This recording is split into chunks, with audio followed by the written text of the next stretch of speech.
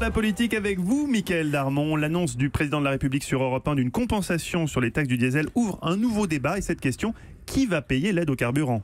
État et région se renvoient la balle. Un rappel de l'épisode précédent, effectivement, selon ce principe, dans les régions qui mettront en aide cette place, eh bien, l'État va défiscaliser. Problème, à part les Hauts-de-France, eh bien, à l'origine du dispositif, les régions ne se bousculent pas au portillon, c'est le moins que l'on puisse dire, et dénoncent un jeu de dupes et une usine à gaz. Sans parler d'ailleurs de ces contradictions à résoudre. S'il s'agit d'aider les revenus les plus modestes, eh bien, souvent, ils ne sont pas soumis à l'impôt, donc il n'y a rien à défiscaliser. Cette mesure, il faut savoir, est aussi une histoire secrète. Cela fait des semaines que le gouvernement cherche la martingale pour compenser la hausse des taxes sur le diesel qui permettent aussi de boucler le budget. Matignon avait poussé du côté de la hausse de la prime à la conversion. Finalement, c'est la formule défiscalisation à la carte qui a été choisie. Est-ce que c'est de nature à calmer le mouvement des Gilets jaunes prévu le 17 novembre pour protester contre ces hausses de taxes sur les carburants ? Alors c'est vrai que sur Europe 1, Emmanuel Macron avait mis en garde le mouvement des Gilets jaunes contre une récupération par ceux, je cite, qui veulent tout bloquer. On verra s'il est entendu. Aujourd'hui, son projet de transformation globale du système